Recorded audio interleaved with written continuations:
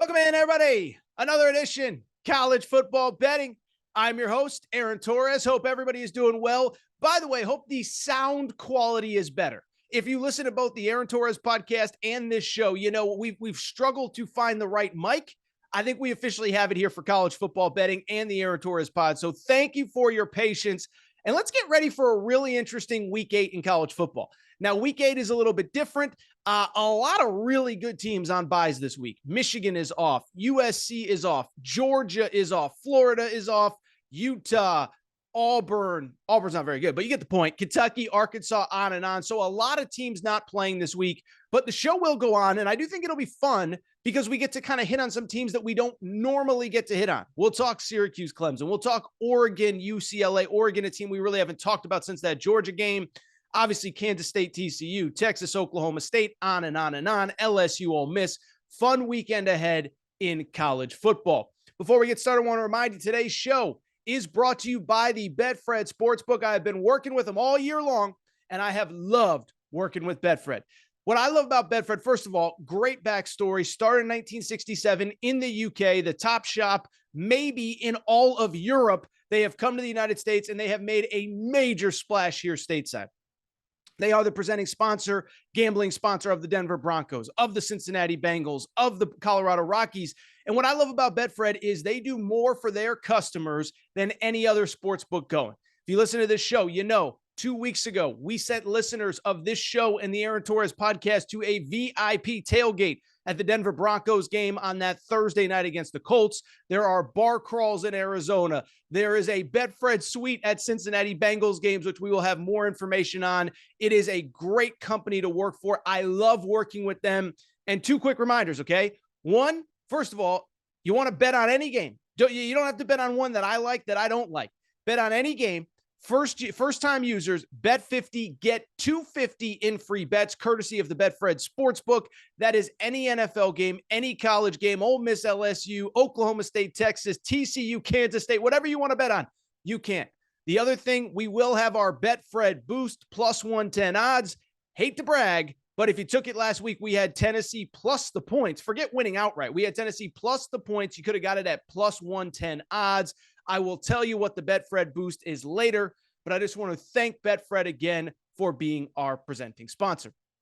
With that said, let's get to the Week 8 slate. And as I said, a little bit different this week. No Georgia, no Michigan, no USC, no Utah, no Auburn, no Kentucky, no Arkansas.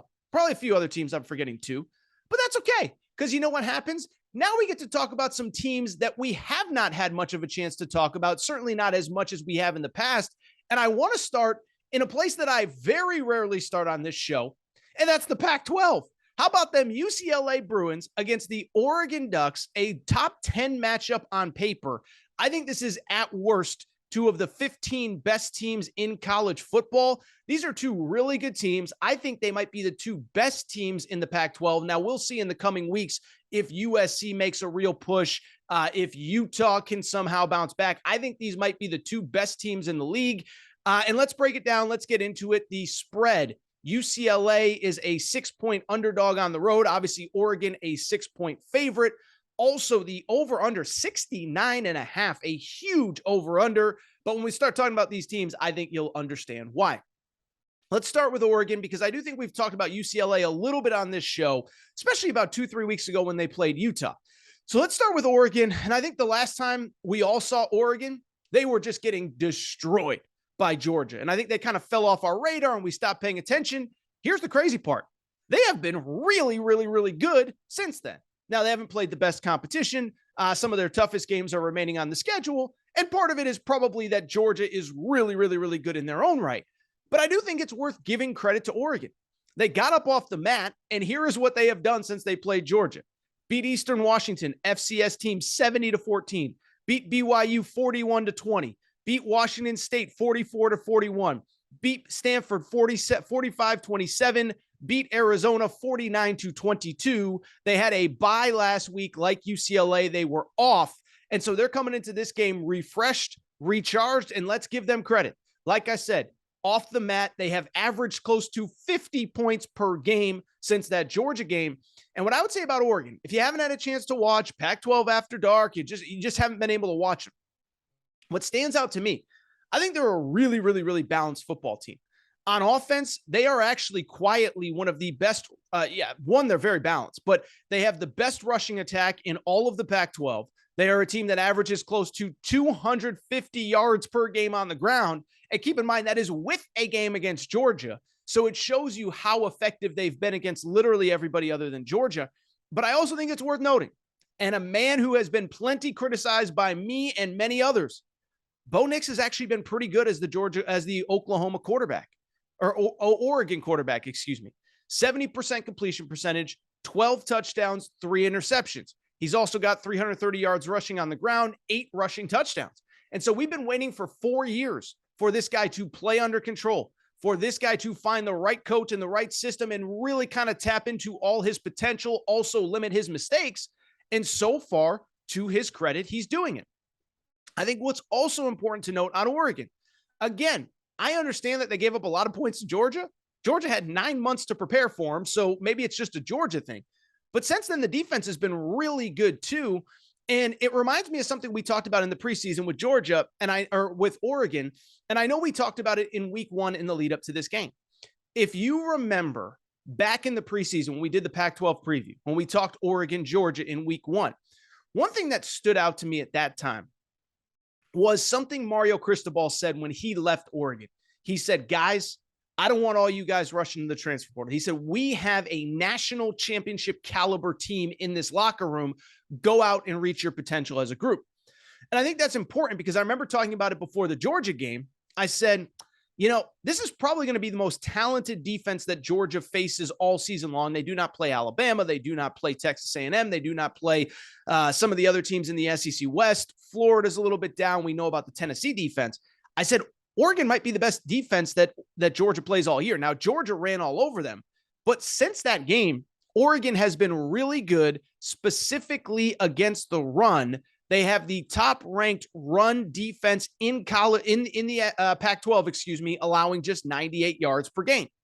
And so I think that's especially interesting because as we transition to UCLA, what does UCLA do really well? Oh, they run the football. And listen, we all saw the game a few weeks ago against Utah.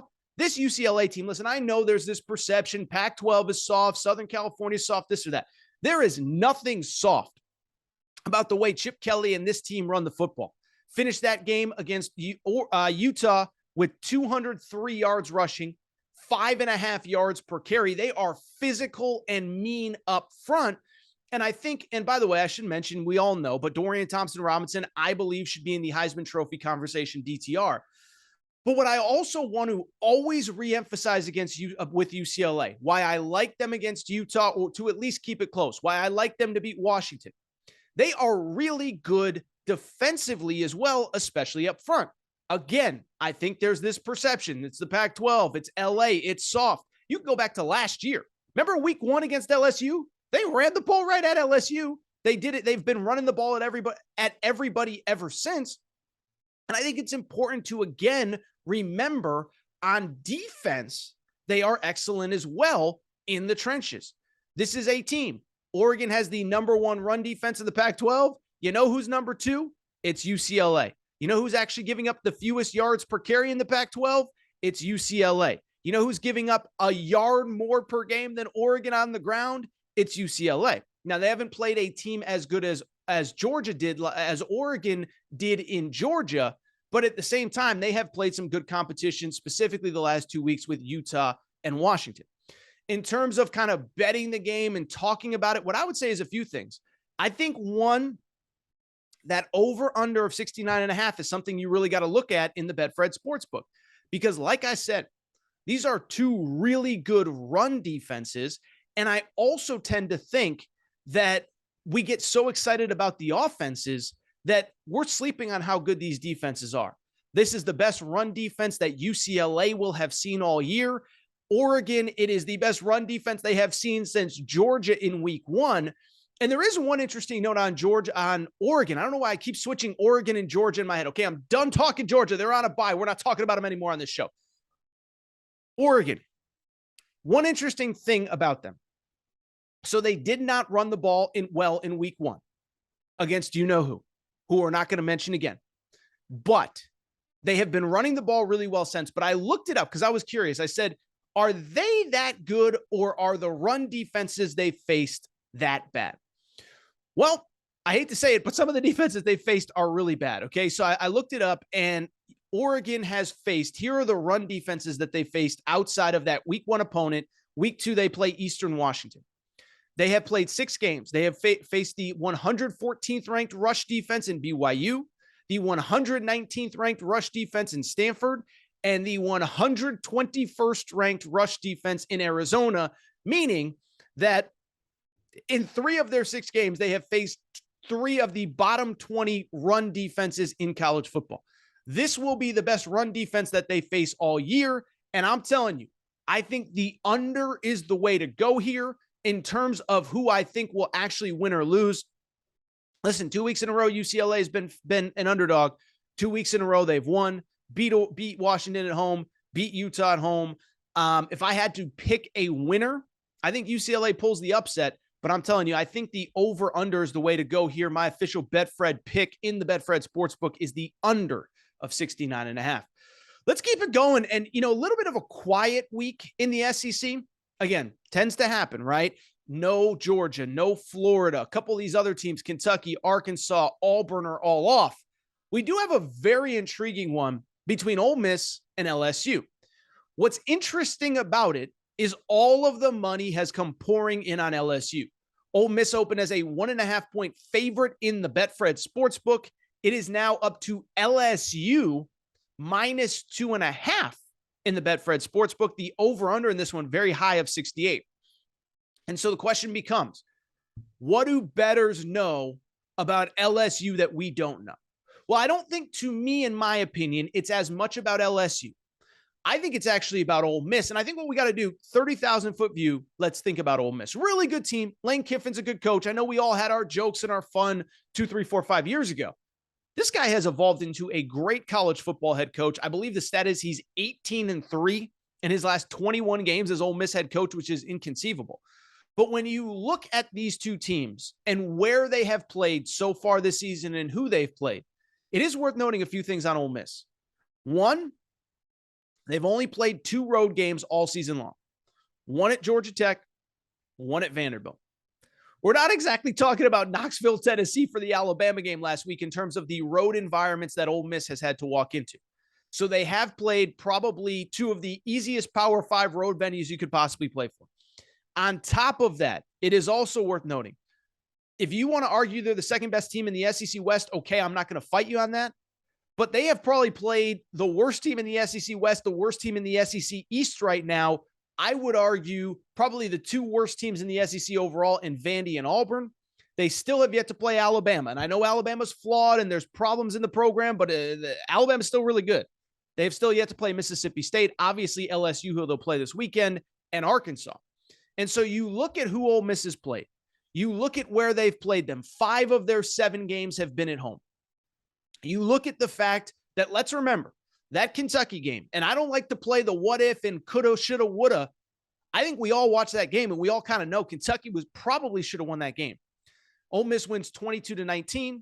Kentucky misses 2 extra points. They miss a field goal. Kentucky also fumbles on back-to-back drives. And I know one of the plays, there was a questionable, was it a helmet to helmet? Was it not? But in the end, Kentucky was on the goal line with a chance to win that game. Ole Miss survives. Credit to them for getting to 7-0 at this point.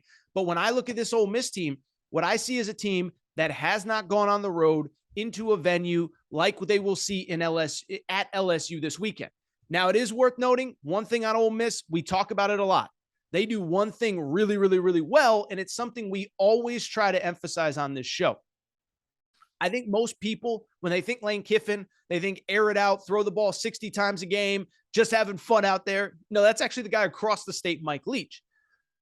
Lane Kiffin, Ole Miss, has an elite run offense this year, 271 yards per game. And what's especially interesting about that is that the only 2 teams ahead of them are Air Force and Army, which are 2 obvious triple option teams. So you're talking about 2 triple option teams that are ahead of them in rushing yardage They are number 3 ahead of everybody else, ahead of Arkansas and UCLA and all these teams that run the ball really effectively. With LSU, a couple things. One, first of all, I hate to brag. I did tell you last week LSU was going to go to the Swamp and win. And what stands out to me about LSU is a few things. One, they are much more battle-tested than this Ole Miss team, right? Keep in mind, they have already played Mississippi State at home, who I think is a legit top 25 team. We'll get to them later. They've also played Tennessee at home, which might be the best team in college football. They've already played at Auburn at night. They've already played at Florida at night. They've already played Florida State on a neutral field. And so you look at this team, one, they are much more battle-tested than Ole Miss. Two, I think they're starting to hit a stride with LSU. Listen, you can't judge LSU 2 weeks ago on what happened against Tennessee. As we found out, Tennessee's just a really good football team. Wow, Hendon Hooker threw for a lot of yards against LSU. Guess what? He's going to do it to everybody. He did it to Bama. He's going to do it to Georgia in a few weeks. He's going to do it to Kentucky. I saw that Kentucky is already open as a 14-point underdog against Tennessee. We'll save that conversation for next week. But I just bring it up because Hendon Hooker is going to do this against everybody, okay? So don't put aside the Tennessee game. And like I told you, they really kind of gifted Tennessee 10 points, the fumble of the punt, and of course, Brian Kelly's questionable play calling late in the first half, which led to a Tennessee field goal. So all of a sudden, I'm not saying that 30-17 feels better, but I think it does feel different. And then you got to look at what they did last week against Florida. They were the significantly better team against Florida. Remember, Florida was favored at home against LSU. LSU won by 10, and I don't think it was that close. LSU gave up one big play to Anthony Richardson. LSU, Jack Beck, again, another fumble recovered by the opposing team. That's basically 14 points that they just gave Florida in that game. You take out one big run. You take out one muff punt. All of a sudden, that is a 45 to probably 21 final score. And we're like, oh, LSU is way better than we think. That's also why I'm not as concerned about some other variables coming in. I think people would just look at the box score against when they played Florida last week and say, well, they gave up a lot of rushing yards, and that's very concerning because, Ole Miss wants to run the ball really well. Well, they did give up a lot of rushing yards, but 109 were to Anthony Richardson of the 210 that they had all game long. 109 were by Anthony Richardson, and it is worth noting, and I know I say worth noting a lot, but I always worth noting, 81 of them came on one play. So you take out 81 yards from Anthony Richardson, all of a sudden we're talking about a team that rushed for about 130 yards on 30 carries. So I'm just sitting here saying, I think LSU is the better team. And I think they were the better team than Florida. I don't think they're better than Ole Miss. But when you look at Ole Miss on the road, first real tough road environment, it's a 2:30 Central, 3:30 Eastern kick. It is the SEC game of the week. That fan base will be fired up. I'm telling you, LSU's a 2.5-point favorite. I think they are the right side here in the Betfred Sportsbook. Let's keep bouncing around, and then we'll take a quick break. But how about this? We've hit the Pac-12 earlier. It's not often we also get to the ACC in segment 1. But who had a top 15 matchup between Syracuse and Clemson this late in the season? I think it's safe to say probably in this century, I don't know about this century, but since Donovan McNabb left, this is probably the best Syracuse team this late in the season. And I think with Syracuse, a lot of you are probably sitting there saying, well, what do I need to know about Syracuse? I should mention, by the way, Clemson is the home team. They are a 13.5-point favorite, the over-under 49 in the Betfred Sportsbook. So I want to make sure I get that out there. But with that said, what do I need to know about Syracuse? A lot of you sitting there saying to yourself, what do I need to know about Syracuse? Torres, tell me everything I need to know. I've never watched Syracuse all year. Well, they're actually one of the most balanced teams in college football. They're a very interesting team. So their starting quarterback is a kid named Garrett Schrader. He was a guy who was recruited to Mississippi State to play for Joe Moorhead. Mike Leach comes in. He's more of a dual threat guy, and he decides to leave. And by the way, credit to him, because I believe that this is a guy that I believe when you look at Garrett Schrader, you talk about some of these transfer kids, right? Sometimes it works. Sometimes it doesn't. Sometimes they pick the wrong spot. He found a perfect spot for his exact skill set, and Garrett Schrader has been absolutely awesome as the quarterback at Syracuse. He is a guy that this season is completing close to 70% of his passes. He is a guy that has thrown for 12 touchdowns and 3 interceptions. He's also rushing 300 yards rushing on the season as well. As importantly, with Syracuse, they run the ball really well. Sean Tucker, probably the best running back you don't know. 5 yards per carry, over 100 carries this year, almost 700 yards rushing. He has been phenomenal. And I think the other thing that stands out about Syracuse, anyone have any idea how good this defense is? This defense is incredible, okay? This defense is phenomenal. If I told you Syracuse is ranked in the top 15 in rush offense, rush defense, pass defense, would you believe your boy Torres? Only it's the truth. So credit to Syracuse, credit to them for really elevating their program. Love the quarterback, love the defense. And I know if you look at their schedule, they've had a lot of breaks along the way. They've played 6 games so far. Their only road games were at UConn. Listen, you don't just walk in a Rentschler Field, but their only road game was at UConn. They did get NC State when Devin Leary got hurt. So the schedule is going to get tougher. They still have Notre Dame in a few weeks. They still have Florida State at Wake Forest to, second to last week of the season. But let's give Syracuse credit. I think they're a little bit better than we thought. Also, this is a very interesting matchup because you're facing a Clemson team, which is really good, which I've talked about a lot. But I do wonder, are we overvaluing Clemson a little bit based on their schedule? Now, I don't want to discredit Clemson. I think it's important to note with Clemson, 3 of their last 4 wins are true road wins. I don't care who you're playing, what conference you're in. That's impressive. Took care of Florida State last week, took care of Boston College. That run defense was really good against Wake, really good against Boston College and NC State. It wasn't very good last week against Florida State, and that's where it gets a little bit interesting to me. I look at this game and I say, you go back to last week with Clemson. They were actually outgained by Florida State and were able to win. Now, DJ's good, 17 touchdowns, 2 interceptions, but they're not lighting the world on fire offensively.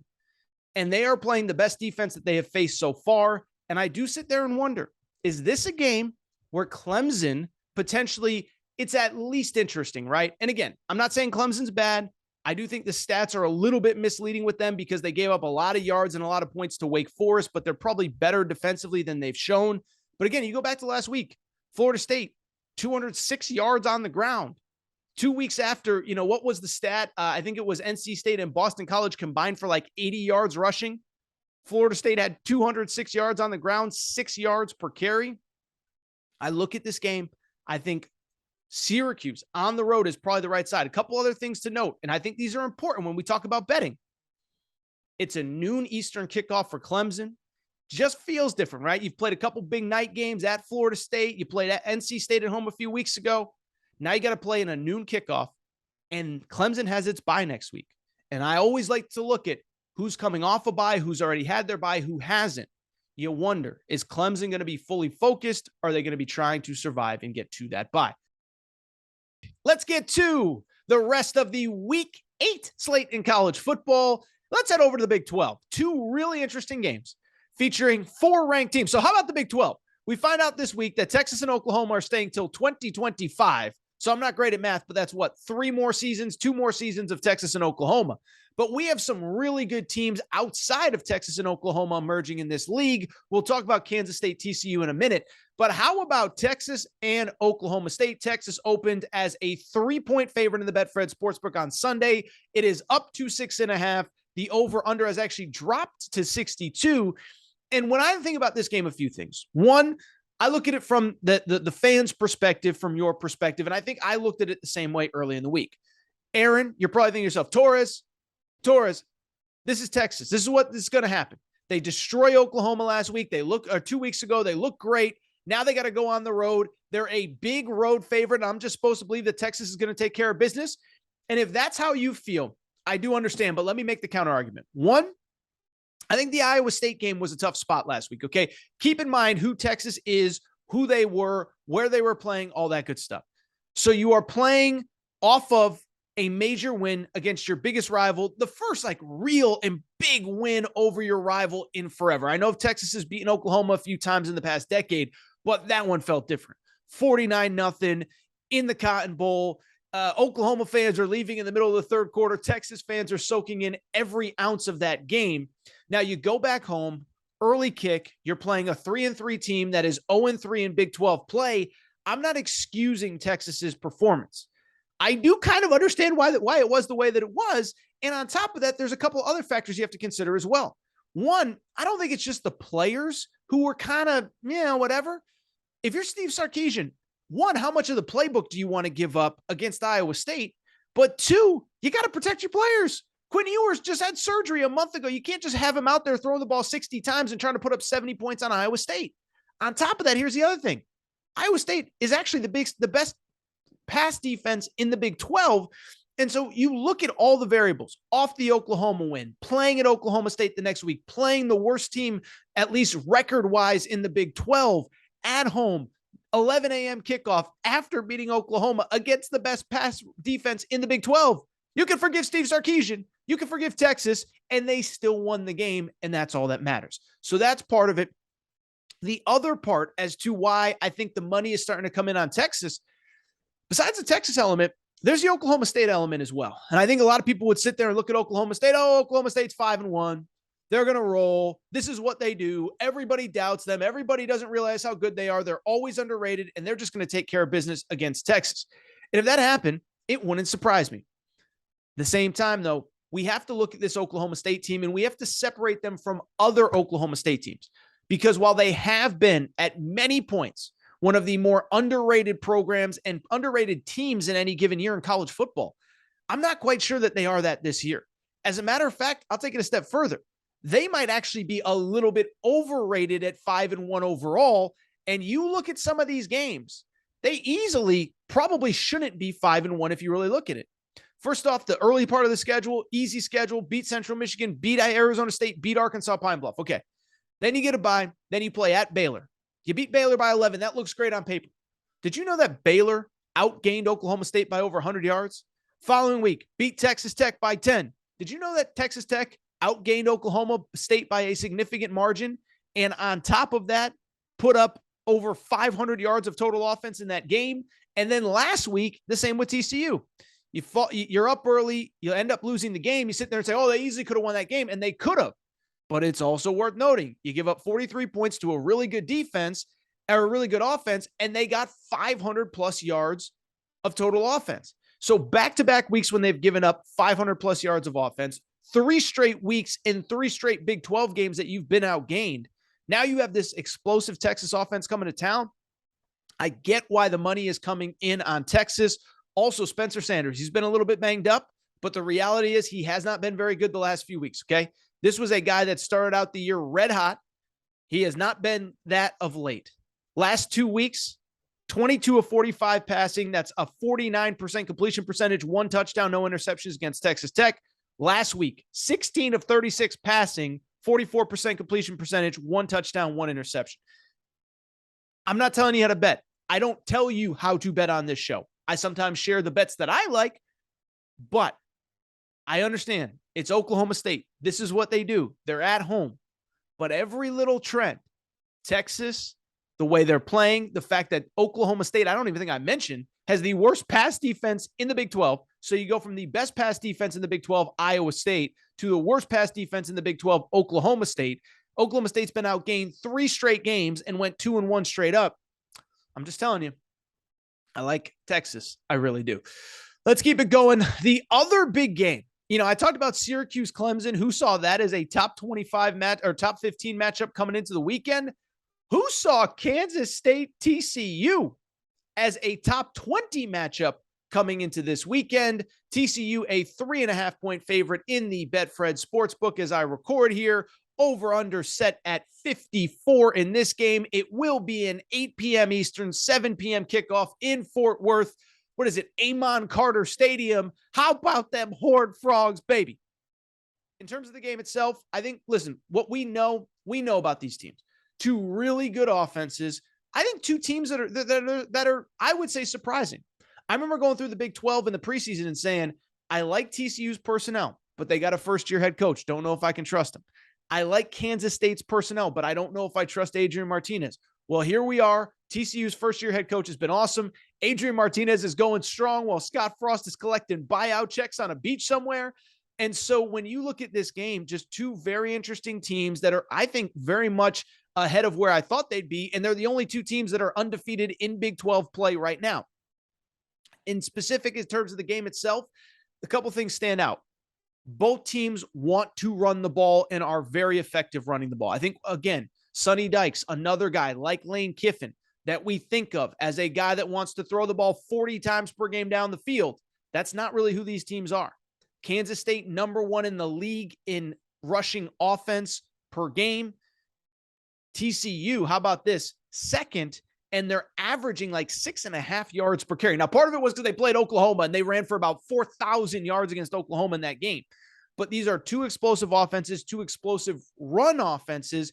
And what will be interesting is who can slow down the run the best. Neither is great. Kansas State, 5th in the Big 12 in rush defense. TCU, 6th in the Big 12 in rush defense. So those are the variables. I think those are the variables. Who can stop the run? And if that happens, which quarterback makes more plays? We know about Max Duggan. I'll tell you, I just mentioned Adrian Martinez. Kansas State has been at its best when they have taken the ball out of Adrian Martinez's hands and have not asked him to make pass plays. This is a guy that's completing 62% of passes on the season. 2 games ago against Texas Tech, they did win. He only attempted 19 passes. Iowa State the week after that, only attempted 19 passes. So you have a situation where you have quarterbacks that throw the ball 40 times all the time in college football. Adrian Martinez has attempted 38 passes total in the last 2 games. I do wonder, can TCU make him make plays with his arm? On the flip side, Kansas State is coming off a bye. I probably lean Kansas State, but this is one I have no great feel for. A couple other games, let's wrap. In the SEC. So we have obviously a very intriguing one, Alabama's final game before their bye. And boy, you talk about a team that needs a bye. Alabama, and we talked about this on the Aaron Torres pod on Thursday. Alabama, what a weird week. The fans are blaming the refs. The Jermaine Burton thing. I don't think Nick Saban is getting enough criticism for how he's handled Jermaine Burton, but they come into a Mississippi State game as a 21-point favorite, and then Mississippi State, what an egg they laid against Kentucky last week. Again, I talked about it on the Aaron Torres pod. Credit to Will Levis, credit to Kentucky. I've been critical of Will Levis. I thought he was awesome and really just showed leadership playing in a must-win game for Kentucky at well less than 100%. And then he was asked about it after the game and said, listen, this is the SEC. All 85 guys in the locker room are banged up right now. Don't treat me different because I'm the quarterback. Regardless, Mississippi State at Alabama, top 25 matchup. Bama's a 21-point favorite, the over-under 60.5. And this is one I'll just be blunt. I can't give you sound, I'm going to go this one way for a few reasons. One, I think there's something wrong with Bama. Not saying the players are bad people, bad kids, bad whatever, but there's just a weird vibe around this team right now. If you saw the press conference, Will Anderson talked about anxiety in that locker room before the Tennessee game. That doesn't sound like the Bama I know, but what I also know is last year, coming off of a loss to Texas A&M, Bama went to Mississippi State and won 49-9. And that was maybe their best performance of the year. And it was certainly their best road performance in 2 years since 2020. That's also why I don't feel like I have a strong opinion about this game, is because you look at the scores of this series, they've been very one-sided, especially since Dan Mullen left. The 4 years since Dan Mullen left, 49-9 last year, 41-0 in Mike Leach's first year, 38-7 in Joe Moorhead's last year, 24-0 in 2018. Total stay away to me. I would lean Mississippi State being able to keep it close. But again, this is a rivalry, not a rivalry, but a series that's been dominated by Alabama. I do like Alabama. Let's keep it going in the SEC. Texas A&M at South Carolina. Another intriguing one. This is actually, I think a lot of people probably don't know this. It's actually a cross-divisional game. And this is who these two teams play every single year. Texas A&M comes in as a 3-point road favorite in this game. The over-under in this one for the Texas A&M South Carolina game is 44.5. In terms of the game itself, a couple things stand out. One, it's important to note, A&M has played South Carolina annually every year since 2014. They have never lost to South Carolina. I think that is important. Last year, 44-14 win in College Station. Year before, 48-3 win in Columbia, South Carolina. Year before that, 30-6 win. So a series that they've dominated. And the thing that stands out with Texas A&M, This is a team that over the last year or so has tended to play up and down to competition, obviously lose to App State, then follow it up by beating Miami, beating Arkansas, lose to Mississippi State, get destroyed, then nearly beat Alabama. I think you can look at that one of two ways, though. On the one hand, you could sit there and say, well, this is a team that they're playing South Carolina. Is that a big game? But on the flip side, remember, they're coming off of a bye. So you would hope if there's ever a time that Texas A&M comes out focused and ready to play, that this is the week. We still don't know who Texas A&M starter is going to be at quarterback. I still think it's going to be Haynes King, but there's whispers it could be Connor Wegman. These are all factors to consider. One factor I think is going underreported, though. I just don't think South Carolina is that good. 4-2 overall, but their wins are against a beat-up Kentucky without Will Levis, against South Carolina State, against who else? Georgia State and Charlotte. Not exactly a murderer's row, and they got destroyed by Arkansas. They got destroyed by Georgia. Also, Spencer Rattler. I found this stat very interesting.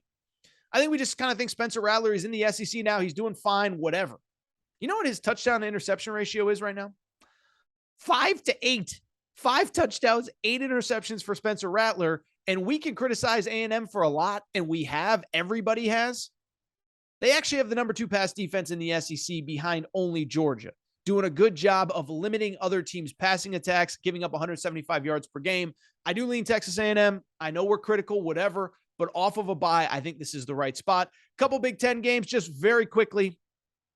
Ohio State, big noon kickoff on Fox, hosting Iowa in this game. Ohio State now up to a 30-point favorite. The over-under set at 49, which basically means that Ohio State's going to win a lot to a little, and a little for Iowa. Listen, this is one I can't sit here and pretend as though I have a super strong opinion on. Ohio State's going to win. It's just a matter, is it 29-0? Is it 34-7? Is it, 34-3 late? And Ohio State, Iowa has a pick 6 against Ohio State's backup quarterback on the last drive. This is just one I don't feel strongly enough to really give a strong opinion on. And it is worth noting, like Iowa, we can criticize them. They play real defense. They're a pretty good defensive team. They are a team that is in the top 25 nationally in total defense. They're giving up 264 yards per game. They play slow, which is a factor in why they don't give up very many yards. And so you're just going to potentially keep Ohio State off the field with that offense. I would lean Iowa plus 30. I don't love it. More of a stay away to me. You do what you want. Also a stay away, the whiteout game in Happy Valley. Penn State is hosting Minnesota. Penn State down to a 4-point favorite. Listen, we don't know who's going to play quarterback for Minnesota. If Tanner Morgan's not playing, I can't. I want to give you good information. I can't tell you which side to take if you like this game or if you don't like Penn State. I would lean Minnesota if Tanner Morgan plays. I just don't know if he's playing. So I think I'm going to stay away from this one. And I think that's it for this episode of College Football Betting with Aaron Torres. First of all, thank you guys and girls for the support. We are later in the season now. The show is still picking up steam, though. If you're not subscribed, please make sure to do so. Also, I should mention, and I said it before, thank you for your patience in getting us through those first couple weeks with the microphone situation. It wasn't great, but you guys were patient with me, and so I appreciate that. I appreciate your support. If you're not subscribed, please make sure to do so. Apple, Spotify, Amazon Music, Google Music, wherever you listen to podcasts, you can subscribe. Also, make sure to rate and review the show. Go ahead and give us a quick 5 stars. If you could do that, that would be huge. We have a lot of ratings on the Aaron Torres pod page. We do not have very many on the college football betting page. And so if you could go there, just give me a quick 5 stars. It really would go a long way. We have a couple from last year. Be very helpful. Also, make sure to find us on YouTube, College Football Betting with Aaron Torres, full episodes there, as well as clips. Share with friends, tell your friends, do all that good stuff. With that said, I do think it is time for me to get out of here. It is time for me to go enjoy a fun weekend of college football. If you're not subscribed, make sure to do so. Also, tell a friend, subscribe on YouTube. Enjoy the games this weekend. Betfred Sportsbook, bet 50, get 250 on any game. That is all for today's show. I will be back week 9 next week. Cannot believe we are here. College football betting.